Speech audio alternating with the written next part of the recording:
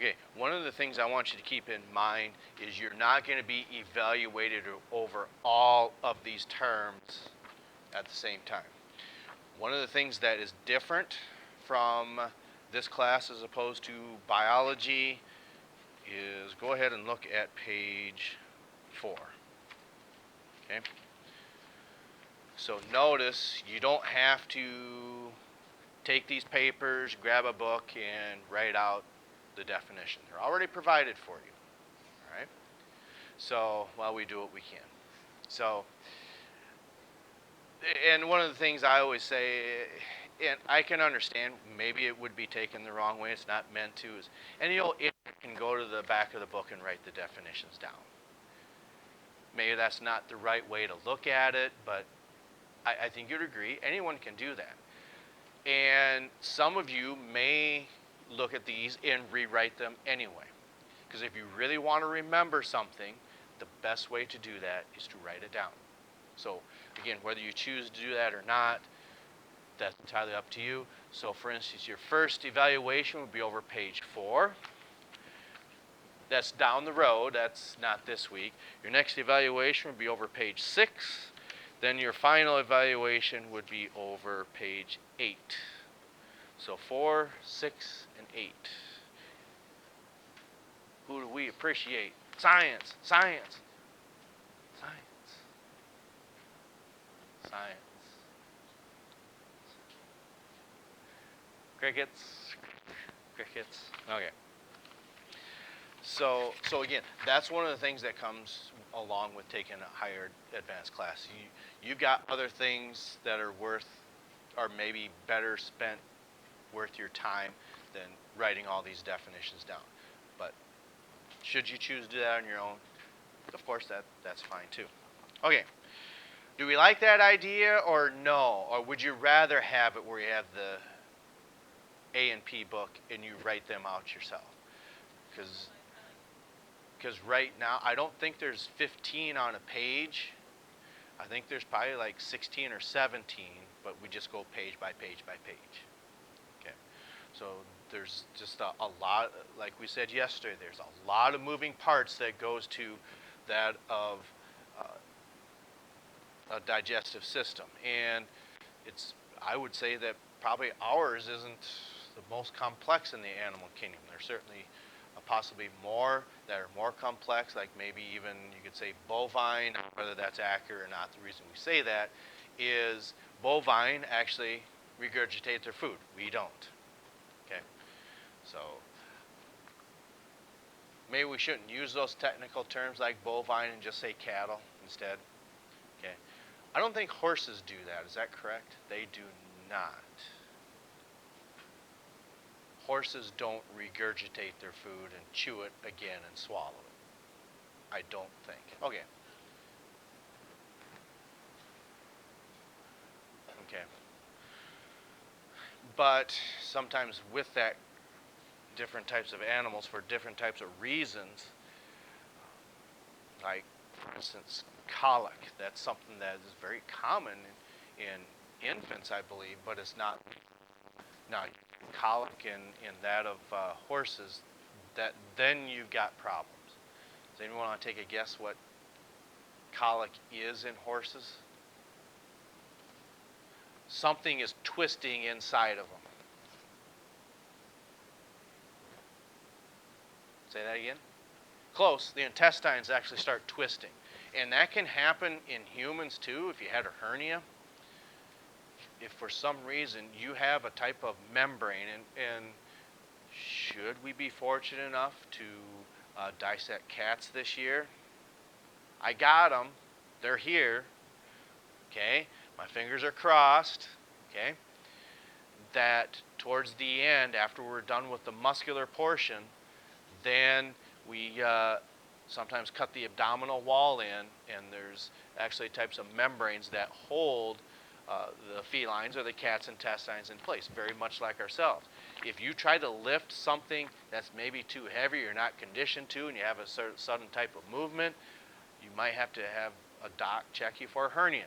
Because what happens is that membrane might, what's the best way to do this? Well, rather than having your intestines shoot like your finger goes straight, and your intestines can have curves in them, but they cannot have kinks in them. Okay, so of course this is fine, this is fine, that is not fine. Okay, because then you're going to start to have kind of like you're kinking a garden hose. Like I said, this is fine, that's fine, that is not fine. Okay, so as we continue to move forward, we briefly talked about what you might know about human digestion, and you may have thought, well, I kind of know more than what I thought I did, or maybe you sat here and thought, gosh, I don't know much of anything. But again, you have not been taught that information yet. Okay, so my point is just allow yourself to give yourself a break. Okay. Now, if you don't put any time into this and you haven't learned anything, well, then I think you would agree that's an altogether different story. Because one of the things I certainly believe in, and you'll find this out, I think, when you go to college, to me, a lot of the success is maybe 60% combining a positive attitude and just listening and paying attention. That's a lot of it right there. Okay. So, as we begin with our digestive system as humans, okay, not only is it absorption, but it's the breakdown before absorption can take place.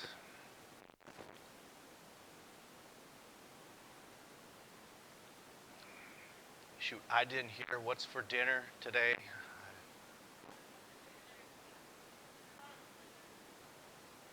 Okay.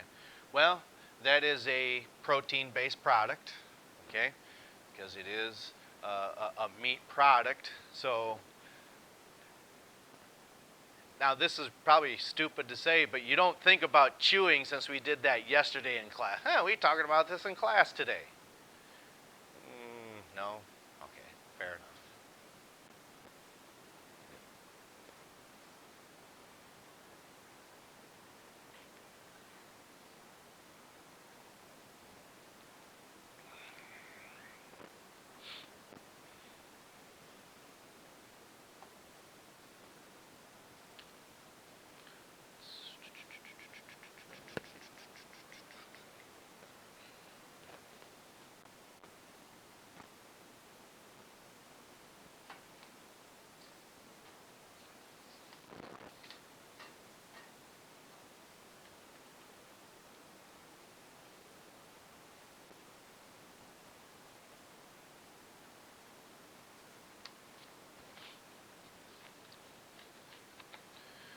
And you might be thinking, you're looking at that bottom point and says mechanical digestion, as it does that, that's not altering the chemical composition.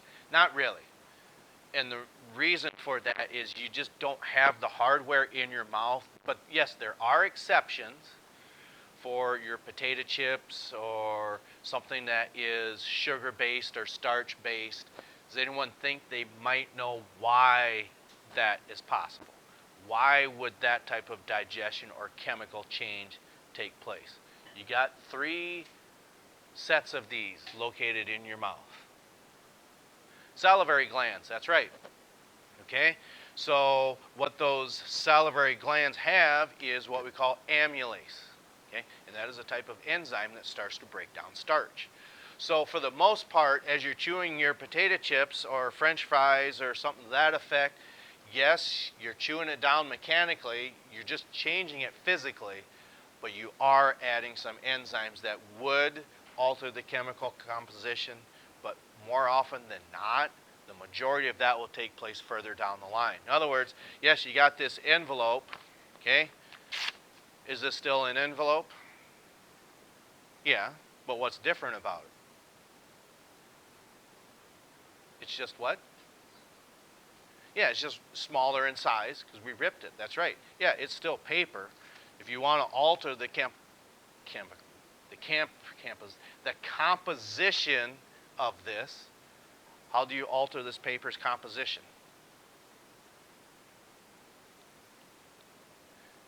Think of a campfire. So when you start a campfire, of course, that's still wood, lumber, whatever. Okay? You might take a hatchet, break it up into smaller pieces so it's actually easier to burn, okay?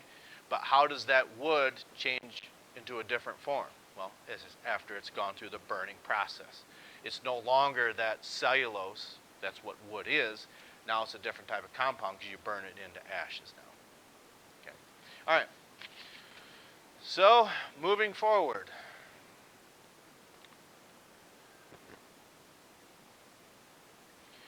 And there again, we talked about this yesterday. Please don't try to swallow a whole potato chip, because it's going to hurt. Now, I suppose some of them that are smaller you probably could, but I think that might happen by mistake or by accident, but you really would not want to try to swallow a potato chip without chewing it. You are going to want to have this broke up into smaller pieces.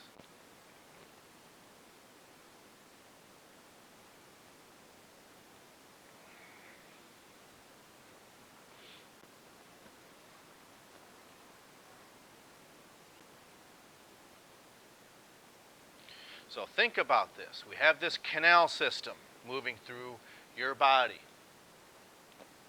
So it starts here, okay?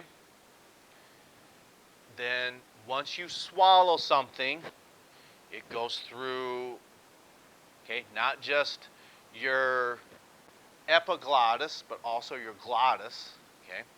Because one of the things, there's other different types of structures. You also have a uvula in the back of your mouth. That's just that little flap that goes upwards so nothing goes up into your nasal cavity. Those are just structures. Those are not organs. But think about this. 8 meters. Approximately how long is this alimentary canal then? If we're talking about 8 meters, we change that to feet instead.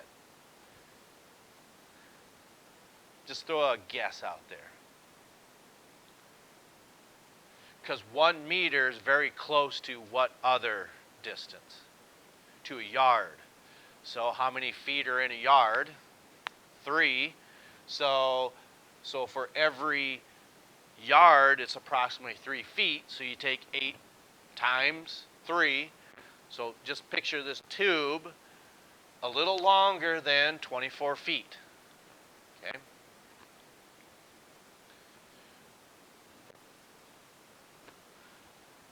So where is the majority of this canal, though? Obviously, it's not your esophagus. It's not your stomach. It's where a lot of the absorption can take place so you can get every bit of nutrients needed for your daily diet. Yeah, the small intestine. So that's going to be the majority of that. And then finally you get in the large intestine, and then you start to accumulate the waste products. Out they go. Okay, so if we talk about the mouth, the esophagus, the stomach, small intestine, large intestine, those are all primary organs. Okay, so what might an accessory organ? We said it secretes substance to help aid the digestion. What did we talk about yesterday that might be an accessory? Kind of like a tie, we said. What would be an accessory organ? Just throw some out there. Kind of like throw the dart at the board and see if it sticks. Pancreas is one. You're eventually going to run out, I get that. But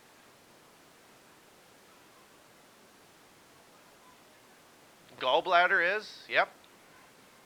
That works together with something else.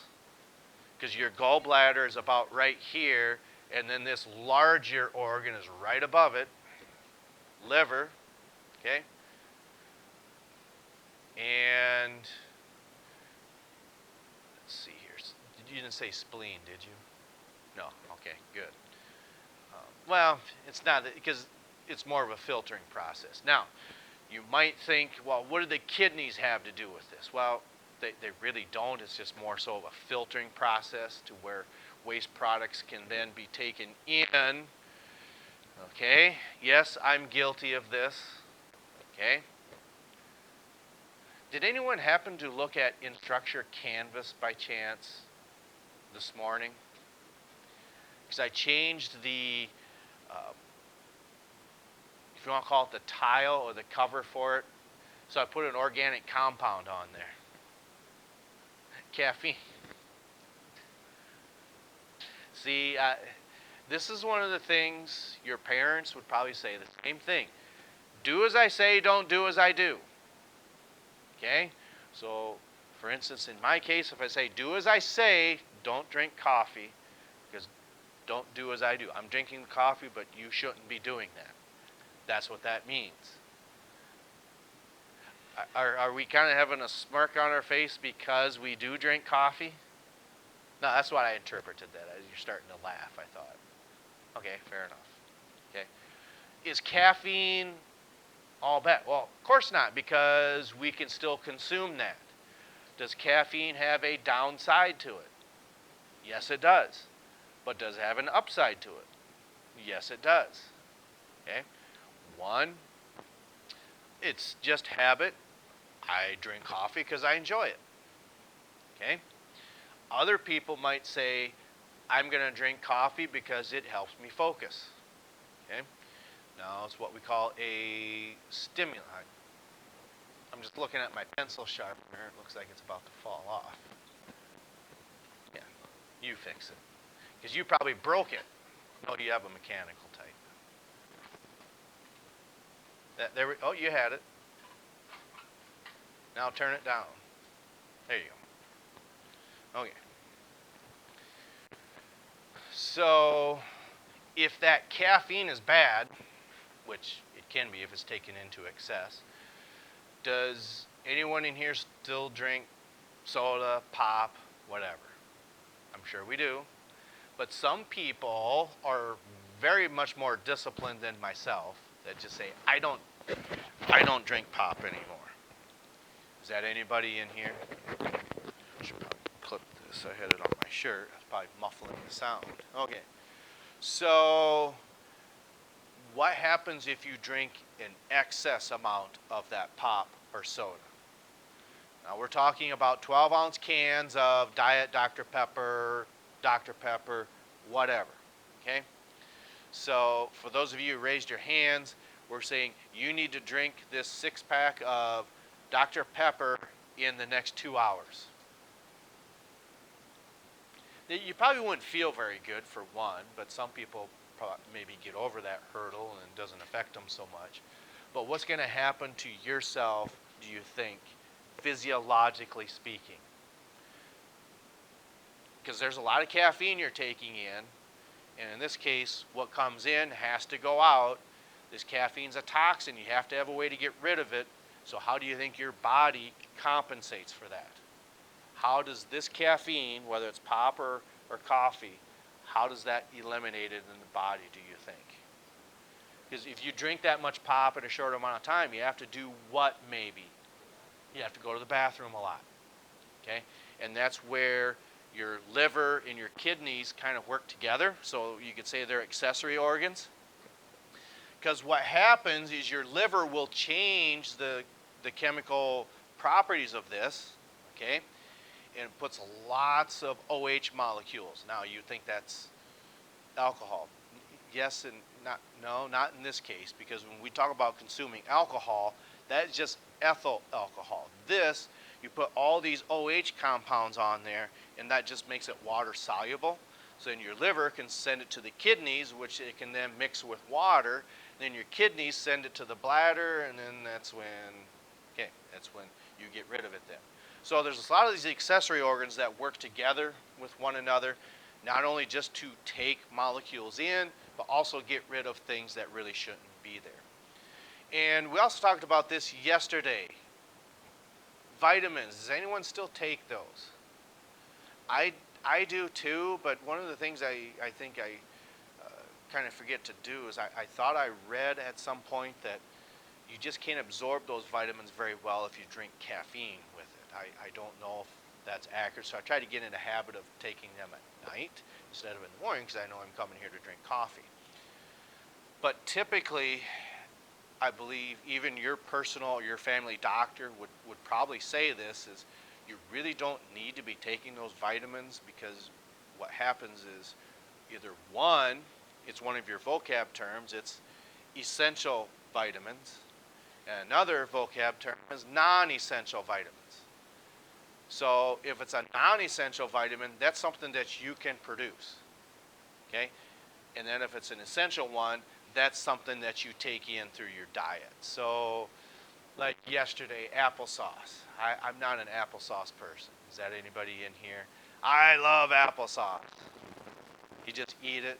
So there's lots of vitamins in there that probably help you out in your diet. So those would be what we call essential vitamins. So the non-essential ones is, again, what your body can produce. Okay. I want to do this, and yeah, we'll stop after this for today.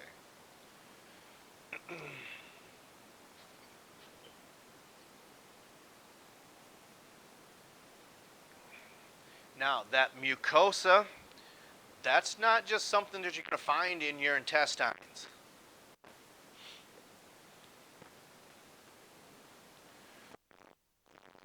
The reason why we're going to say that here in just a moment.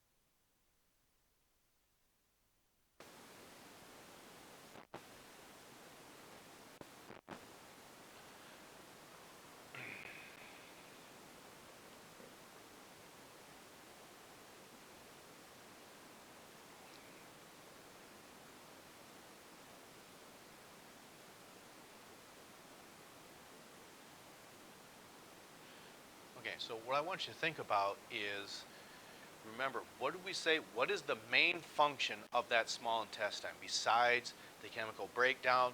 The further you get into your small intestine, what's probably happening? Because what's the major function we said yesterday and today? The nutrients part, what about it?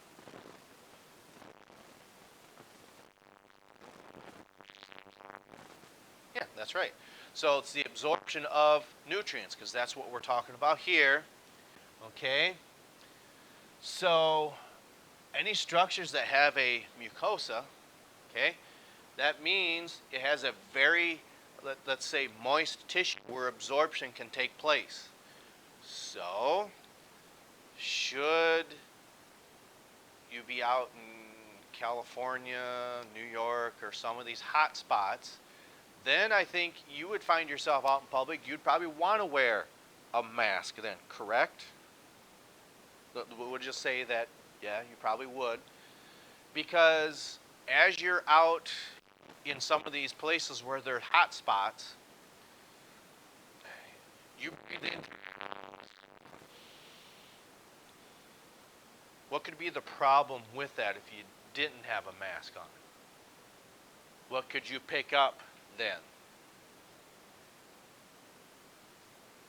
Not just germs, what else?